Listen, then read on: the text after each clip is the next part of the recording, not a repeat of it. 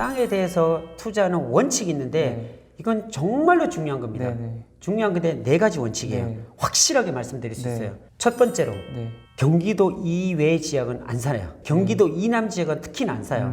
왜 그러냐면 대부분의 투자가 다 경기도에서 일어나는 거예요. 산업단지나 신도시나 인구 증가가 되는 곳이 네네. 경기도에서만 다 일어나요. 두 번째, 가격을 절반 가격으로 사요.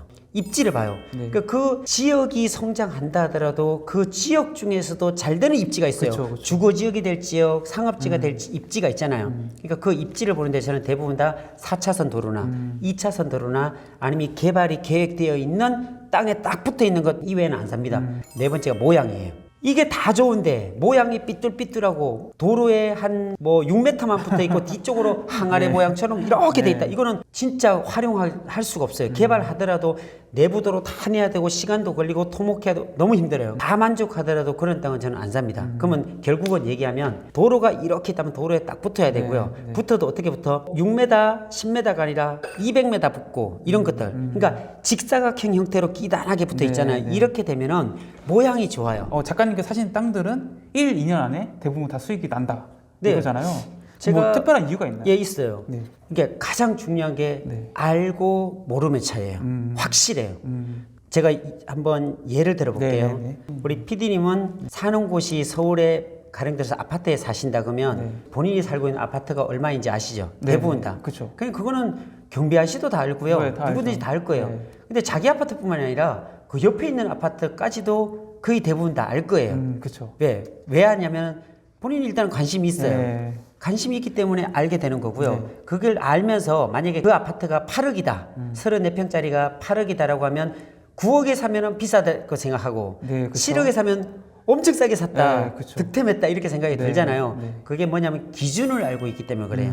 기준을. 근데 많은 사람들이 토지를 모르는 이유는 지식이 일단 없고요. 네, 네. 토지에 대한 관심이 없고요. 네. 그리고 토지에 대한 기준이 없어요. 기준. 그러니까 아파트야 앞동에 사든 뒷동에 사든 약간의 차이밖에 없어요. 네, 그쵸. 그리고 옆에 있는 아파트를 사더라도 이게 구축인지 신축인지에 따라서 차이밖에 없어요. 그렇게 막 들쑥날쑥 차이가 없죠. 그쵸. 근데 땅은요, 이 땅하고 붙어 있잖아요. 이 땅이 붙어 있는데도 완전히 틀려요. 편집대로 보면 색깔이 틀려요. 계획관리 땅이 틀리고 주거지역 땅이 네. 틀리고 어떤 도시지역 내에서 주상공록이라고 네. 하잖아요. 주거지역, 상업지역, 공업지역, 녹지지역 네. 이게 다 차이가 있어요. 같이 붙어 있는데도. 그러니까 도로 앞에 있는 땅하고 도로 뒤에 있는 땅하고 도로 옆에 같이 붙어 있는데도 또 틀려요. 모양에 따라 틀리고 비교해야 될 부분들이 너무 많기 때문에 사람들이 귀찮아하는 거예요. 알고 싶어 하지 않는 거예요. 혹시나 또 괜히 잘못 사가지고 묶이지는 않을까라고 생각하니까 아파트라든지 상가라든지 쉽게 생각하는 그런 투자를 하잖아요. 그쵸. 근데 가장 중요한 것이 네. 아파트를 하든 상가를 하든 누구나 다 접할 수 있는 누구나 쉽게 할 수 있는 그런 부동산 투자에서는 경쟁이 굉장히 심하다는 그쵸, 거예요. 예. 너도 하고 나도 하고 동네 이웃도 다 몰려들기 때문에 어렵죠. 근데 땅은 너도 모르고 나도 모르고 이웃집 주인도 몰라요. 소수만 알고 있으니까 그 사람들의 전유물이 되는 거예요. 네네. 그러니까 경쟁력이 있겠죠. 그러니까 저 같은 경우는 어디 지역 가잖아요. 네. 딱 보면 차를 타고 가면 내비게이션이 쫙 펼쳐지듯이 네. 저는 거의 보여요. 가면 용도 지역이 여기는 농림 지역, 여기는 계획 관리, 여기는 생산 관리, 여기는 이런 것들이 눈에 그냥 다 들어와요. 그걸 또 어렵지 않은 게 우리가 휴대폰 같이 이렇게 켜고 가면요. 네. 이미 위성 지도가 따라오거든요. 그쵸, 위성이 그쵸. 따라오잖아요. 네.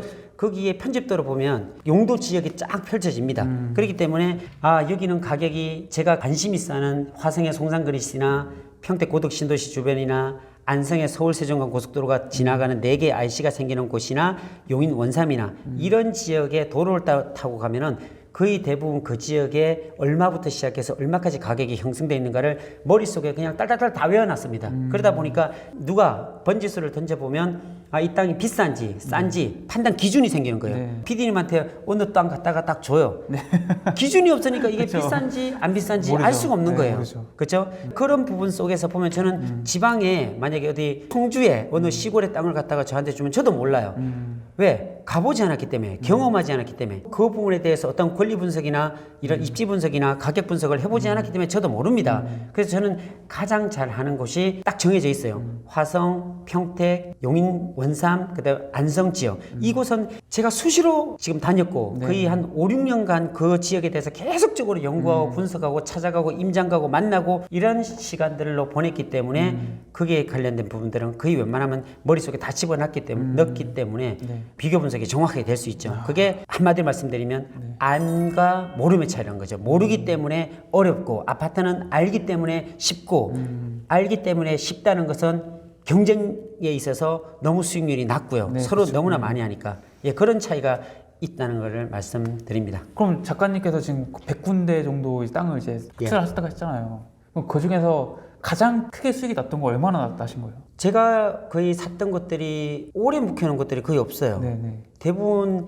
농지 같은 경우는 어쩔 수 없어요. 농지는 빨리 팔지 못합니다. 네네. 법으로도 문제가 생겨요. 네네. 그래서 농지 같으면은 3년 동안을 유지해야 되고 네. 3년 동안 유지하지 못하면 비삼용 토지가 돼버리고 네. 또 문제가 생겨요. 그래서 농지 같은 경우는 어쩔 수 없이 네. 3년은 가져가야 됩니다. 그러나 부동산 법인에서 산 임야라든지 대지라든지 네. 어떤 이런 투자 상품 같으면은 네. 거의 1년 안에 거의 대부분 다 소진합니다. 그러니까 그런 부분들에 보면 수익률이 거의 600% 가까이 600%요? 예, 실제로 600% 정도 된 것도 책에도 나와 있고요. 네. 투자 대비 이게 실투자금 그러니까 쉽게 생각해 보면 내가 10억의 땅 산다면 크잖아요. 일반인들이 생각하기에 제가 보면 그렇게 큰 건 아니에요.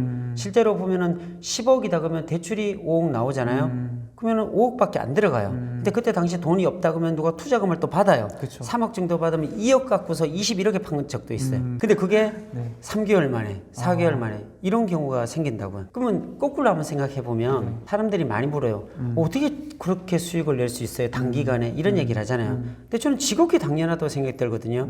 제가 이제 투자하는 원칙이 있어요. 네. 땅에 대해서 투자하는 원칙이 있는데 이건 정말로 중요한 겁니다. 네. 중요한 건데 4가지 원칙이에요. 네. 확실하게 말씀드릴 수 네. 있어요. 첫 번째로 네. 경기도 이외 지역은 안 사요. 경기도 이남 지역은 특히나 안 사요.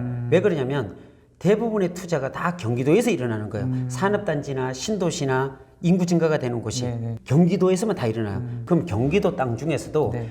호재가 있는 지역이에요. 제가 얘기하는 것은 대규모 신도시, 대규모 산업단지가 만들어지는 이런 곳에 땅을 삽니다. 첫 번째예요. 두 번째, 가격을 절반 가격으로 사요. 어떻게 절반 가격으로 사요? 이러죠. 네, 그렇죠. 저는 삽니다. 만약에 우리 PD님께서 네. 이마트에 가서 배추 한 단을 사요. 네. 가령 들어 4,000원이라 가정하죠. 그 배추를 키우는 원산지 있죠. 네. 밭에 가서 밭대기로 산다고 생각해 보세요. 네. 1,000원에도 살 수 있을걸요? 그렇죠. 밭대기로 밭대기로 사면 500원도 살 수 있죠. 네. 이게 비밀이에요. 대부분의 사람들이 땅을 살 때 200평짜리 사고 300평짜리 사잖아요. 네. 저는 살 때 4,000평짜리 사고 3,000평짜리 사요. 금액으로 따지면 30억짜리 사고 50억짜리 사고 그 20 몇 억짜리 사고 이렇게 크게 사기 때문에 네. 단가격이 나오는 거예요. 그러니까 똑같이 300평짜리를 살 때 평당 100만 원이라고 한다면 만 평 사는데 100만 원 될 수 없잖아요. 네, 그쵸. 반가격이 꺾이잖아요. 그래서 저는 가격을 큰 거를 사요. 금액도 크게 사기 때문에 반가격으로 삽니다. 이해되셨죠? 여기까지는. 네. 그러면 개발이 되는 지역, 대규모 신도시나 대규모 산업단지가 네. 들어오는 이런 곳에서 산다 그랬고 네. 그리고 시세의 반값으로 산다 그러고 그럼 그 다음에 뭐냐면 입지를 봐요. 4가지가 만족스럽지 않으면 땅을 절대로 사면 안 됩니다. 근데 그걸 일반인들이 구별하기는 사실은 어려워요. 근데 어렵지만 제가 원칙을 말씀드릴게요. 입지를 봐요. 그러니까 그 지역이 성장한다 하더라도 그 지역 중에서도 잘 되는 입지가 있어요. 그쵸. 주거 지역이 될 지역, 상업지가 될 입지가 있잖아요. 그러니까 그 입지를 보는데 저는 대부분 다 4차선 도로나 2차선 도로나 아니면 개발이 계획되어 있는 땅에 딱 붙어 있는 것 이외에는 안 삽니다. 저기 어디 맹지를 사거나 아무리 싸다 하더라도 막 어디 산 꼭대기에 있는 사거나 이런 것들은 절대 안 해요. 그러니까 오늘 샀다가 한 달 뒤에 내놔도 팔릴 수 있는 땅. 네. 근데 대부분 다 이런 땅들이 비싸잖아요. 그쵸. 반값에 사서 시세대로 내놔면 시세보다 비싸게 파는 것도 아니에요. 시세대로 내놨는데 그 사람이 사요? 내 땅을 사주는 사람이 있을 거 아니에요. 네. 근데 그 사람이 1년 지나면 그게 또 따블이 돼요. 그만큼 입지가 괜찮다는 거예요. 그런 땅이 있는가라고 얘기할 수 있잖아요. 네. 있어요. 근데 일반인들이 3억 갖고 5억 갖고 이렇게 찾으니까 없죠. 근데 저한테 20억짜리, 30억짜리, 50억짜리가 남들이 해결하지 못하는 것들이 저한테 오니까 저는 그것을 받아가지고 해결을 할 수 있다는 거죠. 그리고 마지막 4번째가 모양이에요. 이게 다 좋은데 모양이 삐뚤삐뚤하고 도로에 한 뭐 6m만 붙어 있고 뒤쪽으로 항아리 모양처럼 이렇게 돼 있다. 이거는 진짜 활용할 수가 없어요. 개발하더라도 내부도로 다 내야 되고 시간도 걸리고 토목해야 되고 너무 힘들어요. 다 만족하더라도 그런 땅은 저는 안 삽니다. 그러면 결국은 얘기하면 도로가 이렇게 있다면 도로에 딱 붙어야 되고요. 붙어도 어떻게 붙어? 6m, 10m가 아니라 200m 붙고 이런 것들. 그러니까 직사각형 형태로 끼단하게 붙어 있잖아요. 이렇게 되면은 모양이 좋아요. 어떤 모양? 나중에 분필 잘라 팔 수가 되게 쉽다는 거예요. 기획부동산처럼 막 바둑판처럼 자르는 게 아니라 2차선 도로, 4차선 도로에 길게 붙어 있기 때문에 이런 땅을 그냥 도로에 다 붙었으니까 다 만족할 수 있잖아요. 내 땅을 샀는데 4차선에 다 붙었어요. 다 모든 사람이. 이건 누구나 다 만족할 수 있는 거잖아요. 근데 이런 땅이 반 가격으로 나왔어요. 그럼 살 수 있는 거잖아요. 이런 땅이 입지도 좋아요. 살 수 있는 거잖아요. 이런 땅이 신도시나 산업단지 돼 있는 거예요. 살 수 있잖아요. 제가 산 땅들이 다 100개면 100개가 이런 위치예요. 그러니까 시스템이에요. 이거는 어떤 운이 좋아서 산 게 아니고요. 운이 좋아도 한두 개가 운이 좋죠. 저렇게 100개가 다 운이 좋을 수 있어요. 그러니까 이거는 실력이고 어떻게 보면 시스템적인 방법이에요. 내가 이러한 컵에 대한 것들을 하나하나 깎아 만든다고 하면 모양이 다 틀릴 수 있어요. 근데 이걸 다이캐스팅 같은 금형에다 찍어내면은 100개를 찍으면 100개가 다 똑같죠. 털려지는 게 기적이에요. 어떻게 하면 털려질까? 오르는 땅이 그겁니다. 오르는 땅은 이미 정해져 있기 때문에 오르기로 작정돼 있는 거 그냥 찍으면 되는 거예요.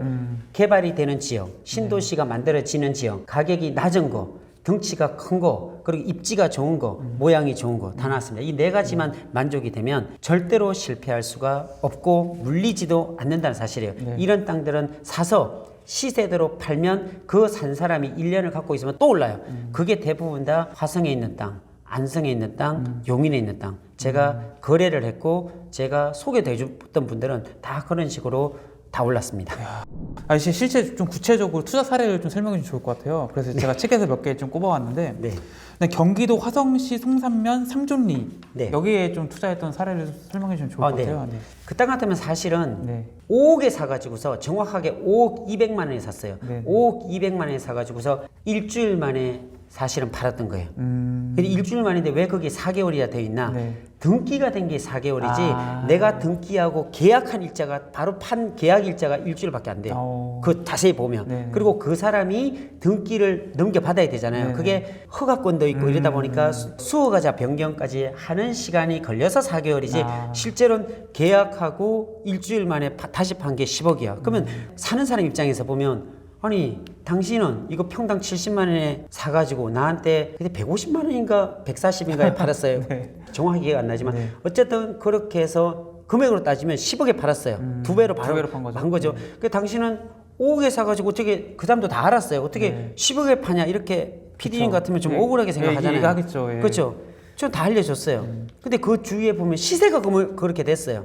그리고 이거는 그 184만 평이 만들어지는 산업단지와 경계선에서 140m밖에 안 떨어졌어요. 그리고 이미 허가를 내놨고 공사까지 다 해가지고서 토목공사까지 다 돼 있는 제조장으로 허가 난 땅이었어요. 그러니까 제가 잘 잡은 거죠. 70만 원에. 그건 크지도 않고 사이즈도 작았고요. 이 자리를 말씀드리면 열심히 임장 활동을 하게 되면 그런 땅도 줍는다라고 얘기를 하거든요. 그러니까 그냥 오질 않고요. 우연찮게 가가지고 절대로 떨어질 수가 없습니다. 열심히 임장을 하고 그 지역에 대해서 계속적으로 파고들고 늘 가서 살다 보면 그런 땅도 많이 나와요. 제가 작은 땅도 많이 주웠거든요. 큰 땅만 사는 게 아니라 봐가지고서 작은 땅도 나오면 저는 삽니다.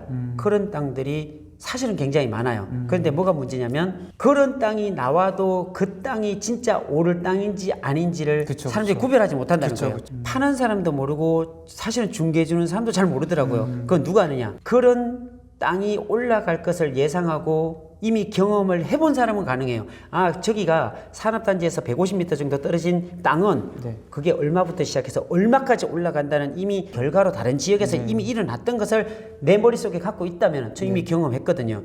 근데 거기가 어떻게 150m밖에 안 떨어진 게 70만 원에 나온다는 게 말이 안 되거든요. 저 나오자마자 가계약금부터 무조건 넣거든요. 그러니까 그 삼존 땅이 저에게 소개해 주는 사람이 있었어요. 그분이 좋은 땅이라고 사시라고 해서 저 입지 분석을 저는 딱 했죠. 해봤더니 너무 괜찮은 거예요. 제가 땅 사는 방법 중에 하나가 표정 관리를 잘해야 된다라는 말씀을 합니다. 왜 그러냐면 이 표정 관리를 못했다가 날린 계약들이 굉장히 많아요. 어. 왜 그러냐면 너무 좋아도 너무 좋다는 어떤 티를 내잖아요. 네. 안 판대요. 내가 그쵸. 너무 좋다고 바로 계약하다 그쵸, 그러면 그쵸. 이거 혹시 여기 뭐가 일어나는 거 아니야? 내가 실수하는 거 아니야? 그쵸. 이러면서 잠깐 조금 다음에 생각하겠다. 이런 경우들이 있어서 좋은 땅을 일단 받으면 마음속으로는 횡재죠. 막 네. 기뻐해요. 그런데 속으로는 꽉꽉 누릅니다. 아, 좋아. 너무 좋아. 근데 표정은 냉정하게 이제 얘기를 하죠. 그래가지고 이거 보니까 정말 괜찮아요. 근데 그분은 저랑을 또 잘 알고 있는 분이라서 소개해 주시길래 바로 휴대폰으로 저는 땅을 볼 때 몇 가지를 하긴 하는데 우리가 책을 읽을 때 가까이 대고 이렇게 보면 안 보이잖아요. 보이죠. 길게 봐야지 책이 한눈에 다 그쵸. 들어오고 어떤 내용 하나하나가 다 들어오잖아요. 땅도 마찬가지예요. 땅의 위치를 갖다가 이렇게 주는데 지번을 보면 여기서 안 보이잖아요.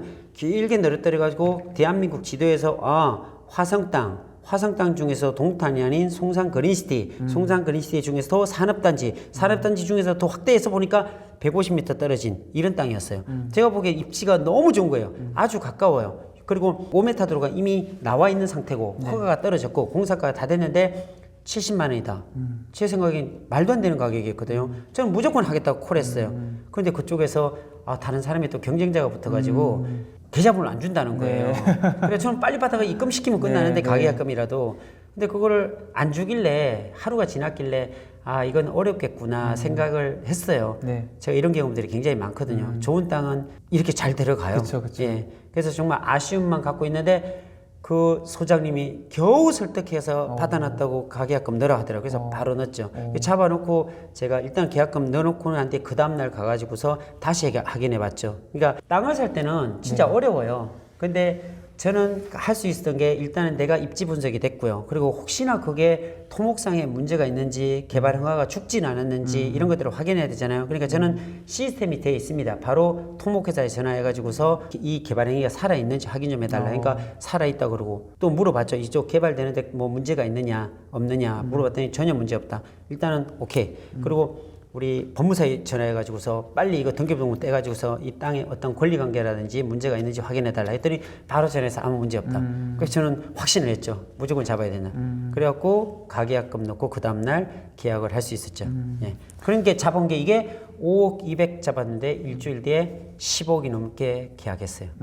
근데 그 사람, 산 사람은 어떻게 됐을까요? 산 사람은 지금요 140만 원대인가 그때 샀는데 지금 그게 250 가요. 1년 만에.